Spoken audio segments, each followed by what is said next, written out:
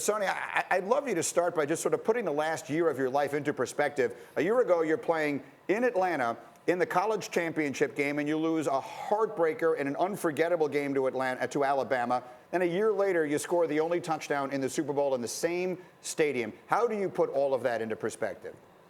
Oh, man, it was just been an amazing process. Just having great people around me. Can't thank the Patriots organization enough for, drafting me and kind of taking me under their wing, being around a great group of guys like the coaches, the players. And it's just been an amazing process. And for me to top it off with a Super Bowl, I can't be more happy. I know it stung, Sony, when you lost that game to Alabama. So what did it feel like when you were able to run that touchdown in, knowing that, especially with the way that Super Bowl was going, that would be a big one for you guys? Just to know all the hard work that we put in this year and to be able to go out there and execute a play to score a touchdown to help us win a Super Bowl, I mean, it was an amazing feeling as soon as we got in the end zone. And I can't commend those guys on the offense enough for taking pride in what they do and going out there and lay it on the line for the Patriots.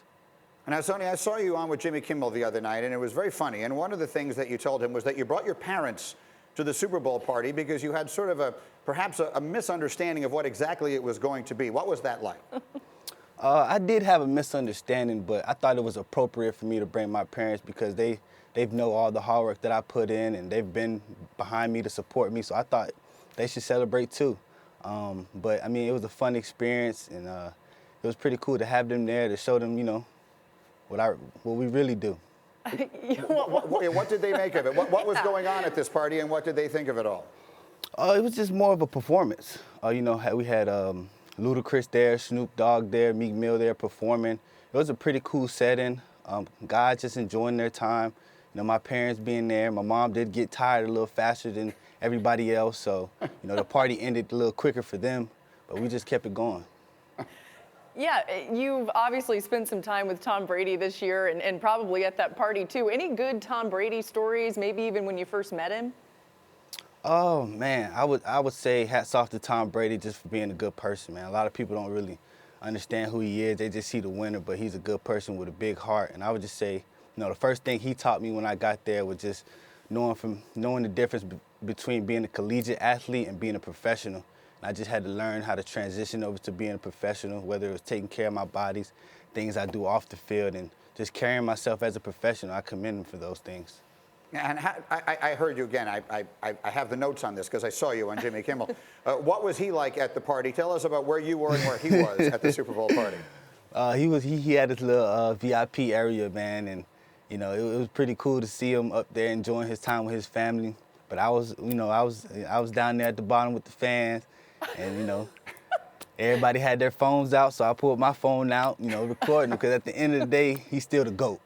Wait. You couldn't shout up and say, "Hey, Tom, let me up in the VIP section"? Nah, it was too many people screaming his name, so I'd have just been another voice. Amongst the many funny things, you also told a very touching story the other day, and that is about a place that you got inspiration from young people in Haiti and how that moved you and inspired you in the Super Bowl. I would love you to tell that story for those who haven't heard it. Oh, man. So, being a young kid from Florida, I actually never been to Haiti. But, growing up in a Haitian culture, Haitian background, both parents from Haiti, immigrated over, just like any other immigrant, just for opportunity and kind of understanding the culture. I grew up in that culture, so I understand what it's like over there. I fully wouldn't understand until I go. But I mean, actually the day before the game, I got a video of some kids in Haiti, had my jerseys on, supporting me, wishing me good luck before the game. And I thought that was very inspiring. And that's when I knew that this game was bigger than football. I'm not just playing this game for me. I'm playing this game for many other people, my teammates, people around the world watching, people in Haiti.